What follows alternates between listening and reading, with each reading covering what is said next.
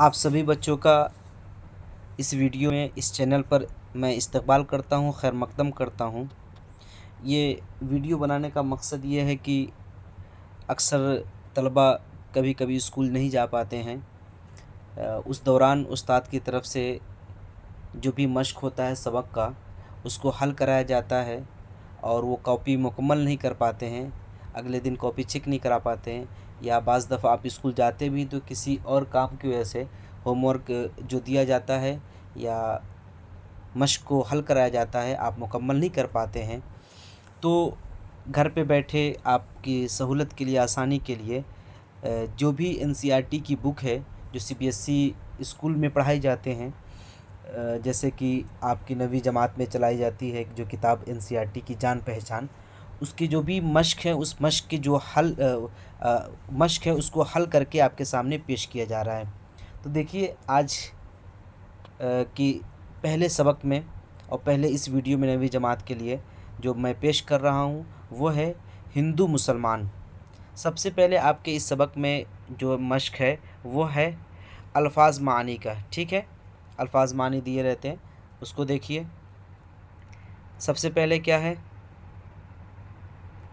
तफरीक। तफरीक मतलब फ़र्क। ठीक है। कार नुमाया, वो काम जिससे वाकिफ़ हो, बड़ा और तारीफ़ के काबिल। ठीक है। मस्कन, रहने की जगह, घर। गुलिस्तां मतलब बाग। ठीक, आगे देखिए क्या है। सरजमी, सरजमी मतलब ज़मीन, वतन। यकजा मतलब एक जगह। सोदोजिया, सोदोजिया मतलब फ़ायदा और नुकसान। ठीक है। ना इत्तेफाकी मतलब मेल जोल न होना। आज़ार जा मतलब जान का दुख। फिर आगे देखिए क्या है। कामरानी मतलब क्या होता है? कामयाबी। ठीक है।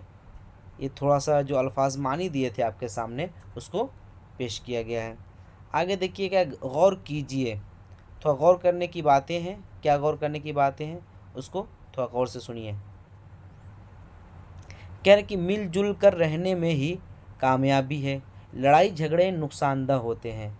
क्या कि जब हम इंसान आपस में मिलजुल के नहीं रहते हैं और आपस में इख्तलाफ पैदा होते हैं या लड़ाई झगड़ा करते हैं, तो कोई भी काम हम ग्रुप में करने वाले जो काम होते हैं हम उसको अच्छी तरीके से और बेहतर तरीके से नहीं कर पाते हैं, तो उसका नुकसान और ख़ामियाज़ा हमें उठाना पड़ता है, हम इंसानों को।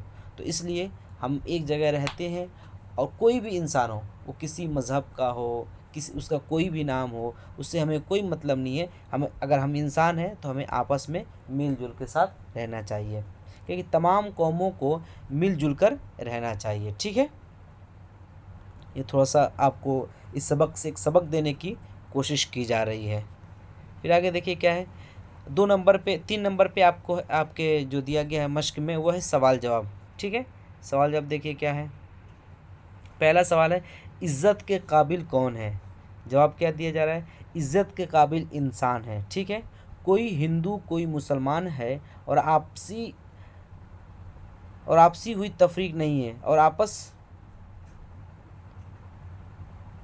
आपसी हुई तफरीक नहीं है, बस हमें इंसान होने की वजह से इज़्ज़त करना चाहिए। और क्या है कि आपस में हमें आपस में कोई तफरीक नहीं करना है। यहाँ पे आपस में ये लिखना चाहिए, आपस में। ठीक है। ये आपसी में हो गया, आपसी कोई आपस में तफरीक नहीं है। ये नहीं कि आप हिंदू हैं हम मुसलमान हैं, या हम हिंदू हैं आप मुसलमान हैं, या कोई किसी और नाम का है या किसी और इलाके का है, तो हम उसको दो मज़हब की बुनियाद पर उसके साथ हम मोहब्बत के साथ ना रहें, हम उसकी इज़्ज़त ना करें। बल्कि हमें क्या करना है कि अगर वो इंसान है, वो किसी भी कौम का, किसी भी मज़हब का हो, तो इंसान होने की वजह से हमें उसकी इज़्ज़त करनी है। ठीक है। इंसान होने की वजह से। ठीक। फिर क्या कह रहे हैं कि नज़्म में बुलबुलें और गुलिस्तां के अल्फाज किसके लिए इस्तेमाल किए गए हैं? अगर आप नज़्म को पढ़ेंगे तो उसमें देखेंगे बुलबुलें। बुलबुलें क्या है कि दो, मतलब बुलबुलें कि हिंदू और मुसलमान के लिए बुलबुलें इस्तेमाल हुआ है। ठीक है। बुलबुल की जमा क्या है? बुलबुलें। और गुलिस्तां क्या है? इस मुल्क, जिस मुल्क में हम रहते हैं, जैसे हिंदुस्तान में हम रहते हैं तो हिंदुस्तान के लिए क्या है? गुलिस्तां। कि एक गुलिस्तां है, एक बाग है, उस बाग में क्या है? दो तरह के परिंदे रहते हैं, बुलबुल रहते हैं। ठीक है। तो दो कौन है? हिंदू और मुसलमान।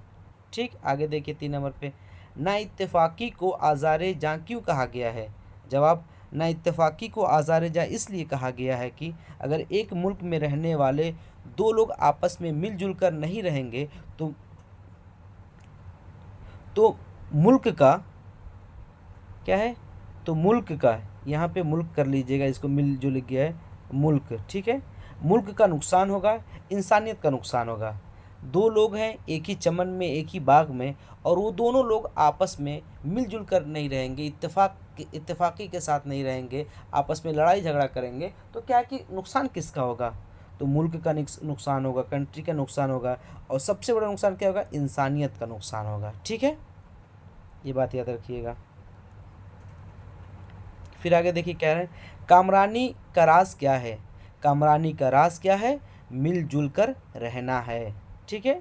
मिलजुल के रहने में ही कामरानी है, कामयाबी है। कामरानी मतलब कामयाबी है, ठीक है।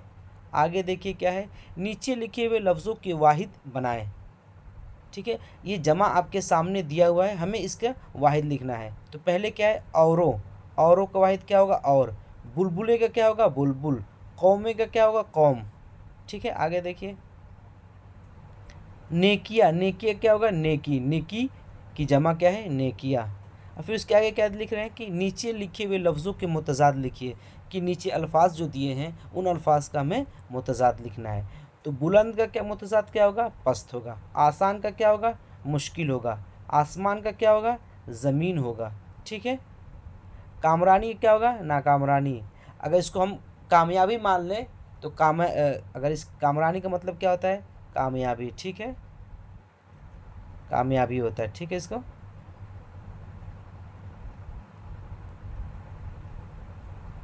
कामयाबी होता है। तो इस बुनियाद पर देखा तो नाकामी होगा।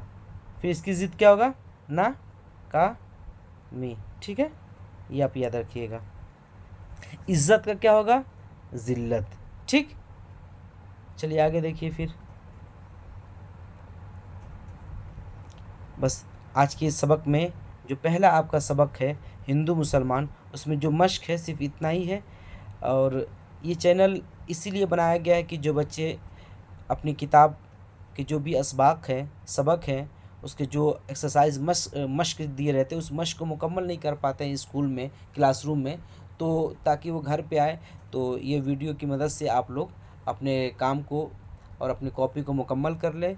ये अगर आपको कारामद और मुफीद नज़र आए तो अपने साथियों तक इसको शेयर करें और चैनल को इसको सब्सक्राइब करें। और अगली वीडियो में इंशाल्लाह नए सबक के हल के साथ आपके सामने हम पेश होंगे। तब तक के लिए अल्लाह हाफ़िज़।